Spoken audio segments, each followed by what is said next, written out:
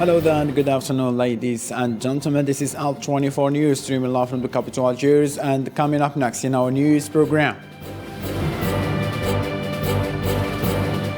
Russia announced yet another ceasefire and handful of humanitarian corridors to enable civilians to flee Ukraine starting today, Monday.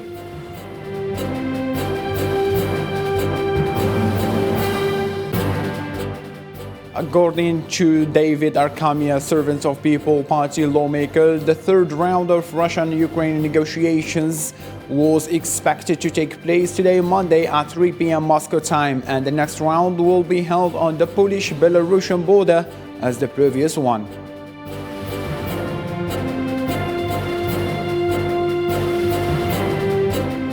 U.S. Secretary of State Antony Blinken says that the United States is working actively on a deal with Poland to supply Ukraine with jets.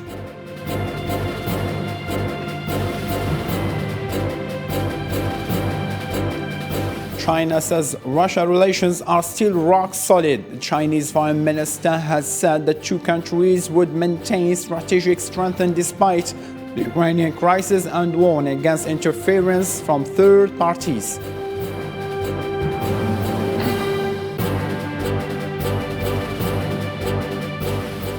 Due to the refugee crisis and as an act of solidarity, Europe must prepare to receive 5 million people, the head of European diplomacy, Josep Borrell.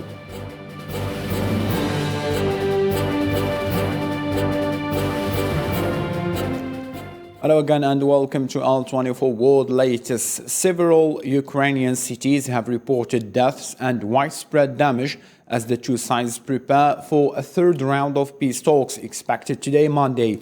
Ukrainian President Volodymyr Zelensky has urged the West to strengthen sanctions on Russia. UK Home Secretary Priti Patel called on the International Criminal Police Organization Interpol to suspend Russia from its systems on Sunday, arguing that Moscow possesses a direct threat to international law enforcement. Gas prices in Europe skyrocketed on Monday, reaching over $3,600.1 cubic meters for the first time in history. Russian Defense Ministry stated that its troops deployed in the military operation on the Ukrainian territories will stop fire at 10 a.m. in the attempt to apply a ceasefire that was agreed upon with Ukrainian negotiators. Russia has announced that firing will stop to give more freedom for civilians to evacuate cities in humanitarian corridors. Сегодня, 5 марта, Even as Russia announced the ceasefire starting Monday morning and the opening of humanitarian corridors in several areas, Ukrainian officials stated that Russian armed forces continued to pummel Ukrainian cities with multiple rocket launchers hitting residential buildings. The limited ceasefire announcement came a day after hundreds of thousands of Ukrainian civilians attempting to flee to safety were forced to shelter from Russian shelling of cities in Ukraine's center, north and south. Officials from both sides planned a third round of talks Monday. Russia started bombarding the city of Volnovakha with heavy weapons.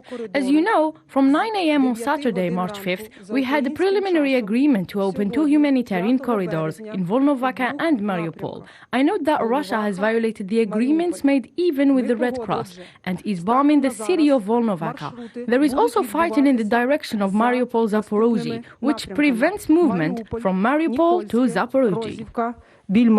Earlier on Monday, the Russian Defense Ministry said it would halt the ongoing firing in Ukraine to open 6 humanitarian corridors in the country under siege. Civilians from Kharkiv, Kiev, Mariupol and Sumy can leave today after French President Emmanuel Macron's personal request to his Russian counterpart. Ukraine's General Staff said Monday morning that Russian forces continued the military operation, opening fire on the city of Mykolaiv, 480 kilometers south of the capital Kiev. Rescuers said they were putting out fires in residential areas caused by rocket attacks. Ukraine's President Volodymyr Zelensky had warned Russia on Sunday night and said his country will punish everyone who committed atrocities in this country. It came hours after 8 Ukrainian civilians were killed as they attempted to flee a suburb of Ukraine capital Kiev. Two delegations from Ukraine and Russia are expected to meet for the third round of negotiations, which both sides had said could take place today, Monday. A member of the Ukrainian delegation to talks with Russia, servant of the People Party lawmaker David Arkamia, said that the next round will be held on the Polish-Belarusian border as the previous one. U.S. Secretary of State Antony Blinken continues his visit to European countries, where he works to coordinate a Western response to the current crisis in Ukraine. Nabil Khazini on what follow. Heading to Europe, the center of the conflict, U.S. Secretary of State Antony Blinken started the tour and in his agenda, a continuation of extensive consultations and coordination with the US NATO allies and European partners to tackle the security issue in Ukraine. Today, he arrived in Lithuania, where he reaffirmed the US pledge to defend NATO allies. The United States, with all allies and partners, will defend every inch of NATO territory should it come under attack, and there should be no doubt about that. Few days ago, NATO has rejected Kiev's appeal for a no-fly zone, and the alliance has firmly announced that it cannot intervene in Ukraine.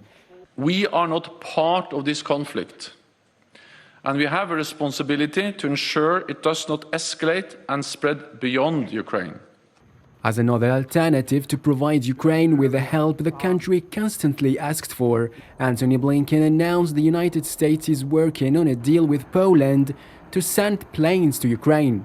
With Ukrainian officials, with the government, President Zelensky, Foreign Minister Kuleba, whom I saw yesterday, and others, to get an up-to-the-minute assessment of their needs. And as we get that assessment, we're working on seeing what we and allies and partners can deliver.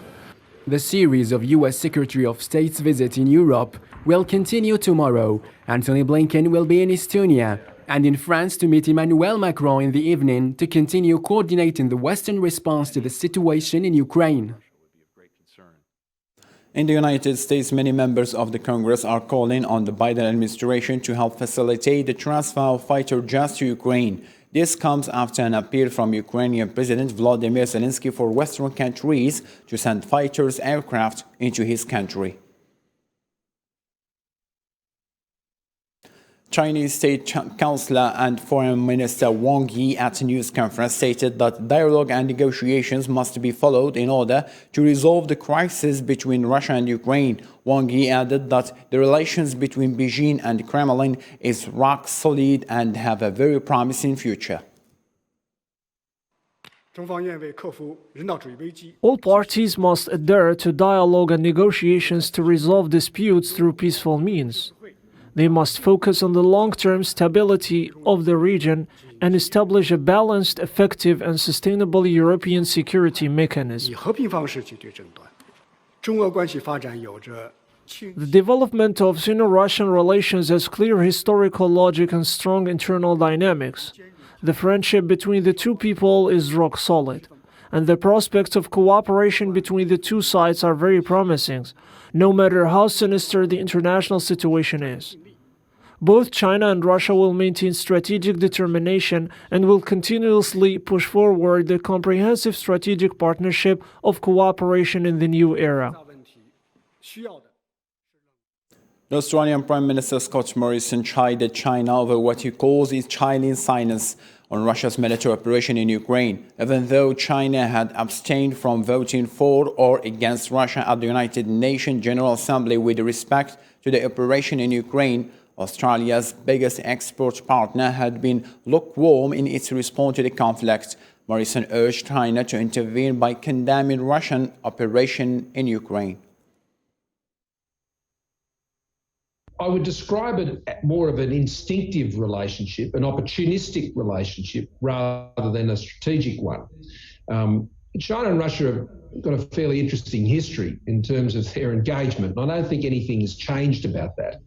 But there does seem to be some alignment in the sort of world order that they would prefer to the one that has been in place since the end of the Second World War. French President Emmanuel Macron said in a tweet that he had spoken with his Ukrainian counterpart Volodymyr Zelensky and Russian Vladimir Putin about preserving the integrity of Ukraine's civilian nuclear power plants. In his words, "I spoke today to President Putin and then to President Zelensky. We are undertaking work to preserve the integrity of Ukraine's civilian nuclear installations, in addition to the priority demands made on Russia, ceasefire and protection of civilians." Tens of thousands of people demonstrated in cities including Buenos Aires, Paris, Boston, New York, Santiago, and Vancouver in support of Ukraine, demanding an end to Russia's military operations in Ukraine. Residents in Ukraine as well took the streets this weekend to protest against the Russian military operations.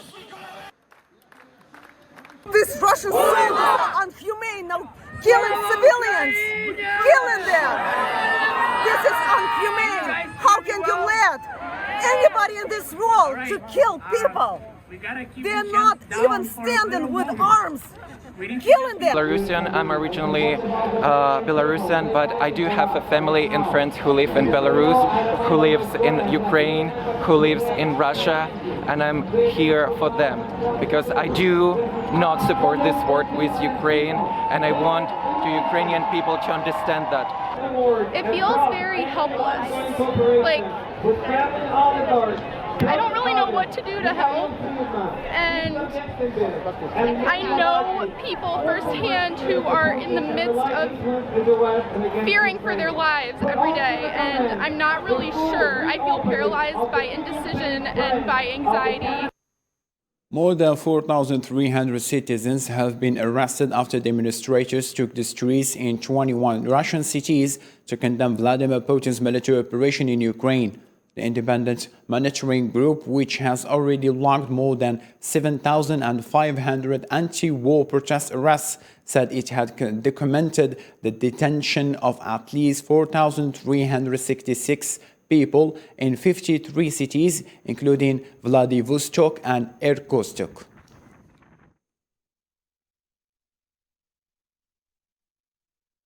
Thousands of people flocked to streets of Nova-Kavoka districts of Ukraine's Kherson region to protest against the Russian military action as the Russia-Ukraine conflict continues on the 12th day. As per reports of Interfax, the residents of Nova, which is temporarily under the control of Russian army, flocked to the streets to protest against the situation, calling the Russian forces to leave the lands.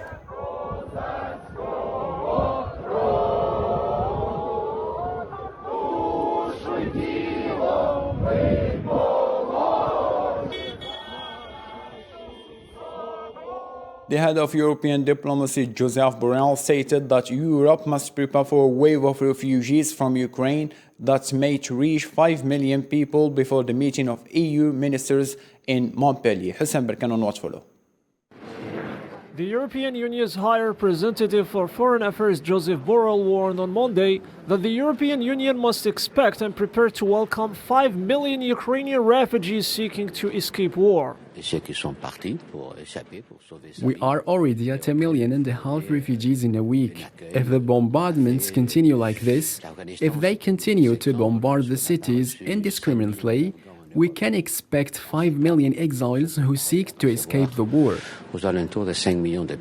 This new crisis is unprecedented in its scale, underlined the head of the European diplomacy, calling Europeans to have a more political vision of their aids.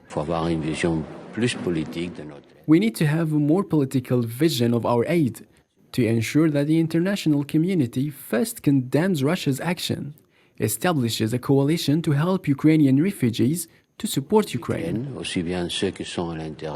Borrell also pledged more scrutiny of European Union aid spending in countries that have supported Russia diplomatically or abstained from criticizing Moscow's operation in Ukraine. It's worth highlighting that this is the fastest growing refugee crisis in Europe since World War II. The war in Ukraine will most likely disrupt the global food supply chains, which will drastically undermine food security worldwide. Hunger will likely become a reality for some 474 million people living in Northern Africa and Middle East MENA countries in the near future. Wheat futures have surged by more than 40% over the last 5 days, on a track for the biggest weekly rise since at least 1959. Numerous MENA countries, which are already encountering serious challenges with their food supplies, would be hit even harder by the Ukraine's conflict fallout. Egypt and Turkey could pay the heaviest price if Russia-Ukraine conflict leads to a disruption of the global food supplies. The military operation in the Black Sea will cause disruption of food transportation and deliveries, with food being blocked in Ukraine's ports.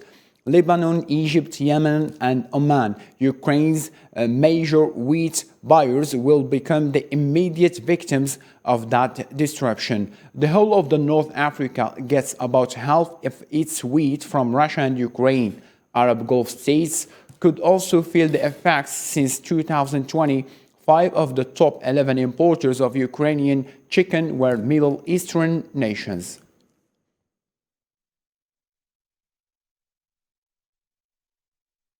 Algerian Minister of Agriculture and Rural Development Mohamed Abdel Hafid Henni affirmed that Algeria grain stock is sufficient to cover internal demand until the end of this year. The Algerian news agency reported that Algeria has taken all the precautions to ensure coverage of the internal market and to meet all citizens' needs for grain. Oil resumed climbing at the end of the week, where prices have rolled within $20 range since Russia's military operation in Ukraine roiled global markets and fueled fears of supply crash. The details of this situation in this report. Oil prices have soared to the highest level since July 2008 after the U.S. said it was discussing a potential ban on Russian supplies with other countries. Brent crude, the global oil benchmark, rose to above $139 a barrel before easing to around $130. Energy markets have been rocked in recent days over supply fears triggered by the Russian military operation in Ukraine. Consumers are already feeling the impact of higher energy costs as fuel prices and household bills jumped. Petrol and diesel prices have already soared, and another rise of about 12% is still likely, according to experts. The crisis continues to cast a shadow over share markets. The main stock exchanges in France and Germany sank more than 4% in early trading, while London's Financial Times Stock Exchange 100 was more than 2% down. That came after a fall Asia, with Japan's Nikkei closing down by almost 3%. The Hang Seng in Hong Kong trading 3.6% lower. The price of gold, a haven in troubled times for investors looking for security, hit $2,000 an ounce for the first time in almost 18 months. On Sunday, the U.S. Secretary of State Antony Blinken said the Biden administration and its allies were discussing a ban on Russian oil supplies. Later on, U.S. House of Representatives Speaker Nancy Pelosi said the chamber was exploring legislation to ban the import of Russian oil and that Congress this week intended to enact a $10 billion of aid for Ukraine in response to Russia's military operation. The House is currently exploring strong legislation that will further isolate Russia from the global economy, Ms. Pelosi said in a letter. The comments came as pressure grows on the White House and other Western nations to take tougher action against Moscow over its military operation in Ukraine. Algeria condemned on Sunday in the strongest terms the terrorist attack on the Mandara camp of the Malian armed forces, which led to the death of 27 members. The statement of the Algerian Foreign Ministry stressed that these new deadly attacks and unjustified crimes call once again for the necessity of concerted regional and international efforts to eradicate this scourge, which threatens the security, stability, and development of the countries of the Sahel region on the African continent, repeating its call for the further mobilization of Africa and international community as a whole for a prompt and effective collective response to the reserve, the dignity, and the value of all human beings. More international news in this roundup by Soufiane Kanchouri. Iranian officials have denounced Russian intervention in closing phases of talk aimed at restoring Tehran's nuclear accord with major powers, following Russia's request for a U.S. guarantee that sanctions it suffers over the Ukraine conflict will not harm its commerce with Iran. Talks to restore the 2015 accord have been stalled. On Monday, the leader of South Korea's ruling party was hospitalized after being assaulted while campaigning for this week's presidential election, contest already clouded by scandal and marked by irregularities in early voting. Convoys headed by American truckers are marching to the nation's capital, demanding that all COVID-19 rules and restrictions be repealed. The protesters, who are anticipated to arrive in Washington, D.C. over the weekend, are believed to come from at least 3 different convoy groupings. 2 Syrian citizens were killed as Zionists launched a missile on the outskirts of Damascus. According to the official Syrian news agency, the Zionists launched a missile attack from the south of Beirut to several regions on the outskirts of Damascus on Monday morning. Ladies and gentlemen, let's have a reminder for our main stories. Russia announced yet another ceasefire and a handful of humanitarian corridors to enable civilians to flee Ukraine starting today, Monday.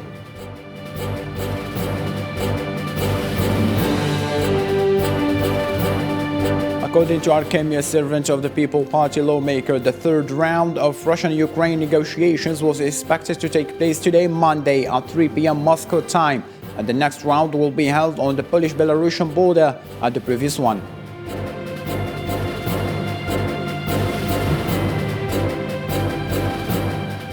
U.S. Secretary of State Antony Blinken says that the United States is working actively on a deal with Poland to supply Ukraine with jets.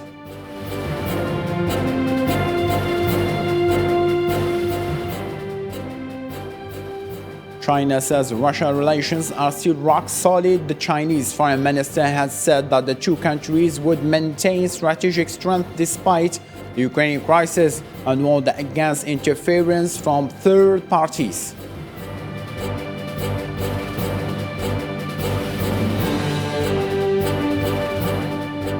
Due to the refugee crisis and as an act of solidarity, Europe must prepare to receive 5 million people, the head of European diplomacy Joseph Borrell said.